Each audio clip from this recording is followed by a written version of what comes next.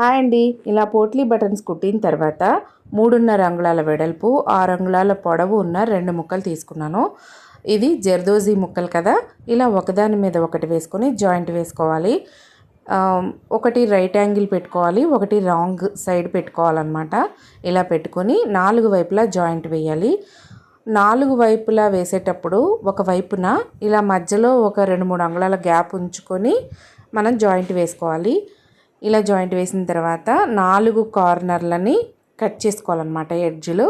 ఆ తర్వాత దీన్ని రివర్స్ చేసుకోవాలి.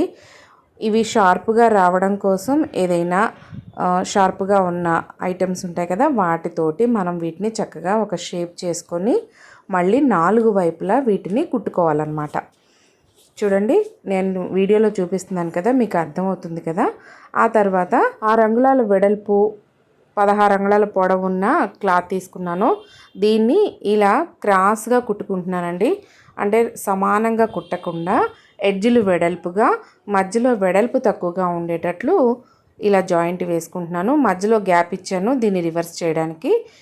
ఇందాక మనం బౌ షేప్ కోసం రివర్స్ చేసాం కదా, అలాగే దీన్ని కూడా రివర్స్ చేయాలన్నమాట. చూడండి, ఇలా రివర్స్ చేసిన తర్వాత ఎడ్జ్లు షార్ప్గా ఉండేటట్లు చూసుకోవాలి. ఆ తర్వాత దీన్ని కూడా 4 వైపులా కుట్టుకోవాలి. చూడండి, ఇలా 4 వైపులా కుట్టాలన్నమాట. దీన్ని ఒకసారి ఐరన్ చేసుకొని కూడా మనం కుట్టుకోవచ్చు, లేదంటే ఇలా కుట్టిన తర్వాత కూడా మనకి చక్కగా నీట్గా స్టిఫ్గా ఉంటుంది. ఇలా కుట్టిన తర్వాత ఇప్పుడు మనకి బౌ చేయడానికి రెడీ అయిపోతుంది.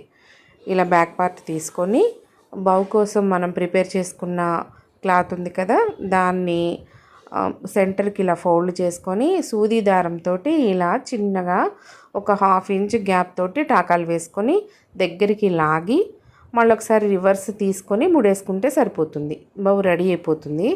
ఇప్పుడు దీనికి మనం వేసుకున్న పట్టీ ఉంది కదా పొడవుగా, ఈ పట్టీని మధ్యలో పెట్టేసి మనం ఎక్కడ కావాలంటే అక్కడ బ్యాక్ పార్ట్కి కుట్టుకోవచ్చు.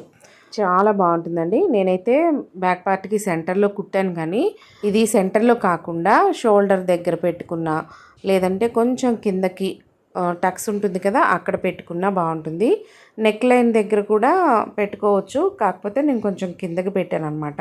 ఇలా కుట్టేటప్పుడు పూర్తిగా ఈ బౌ మొత్తాన్ని ఇలా పైకి అనేసుకొని చాలా దగ్గరగా టైట్గా కుట్టుకోవాలన్నమాట.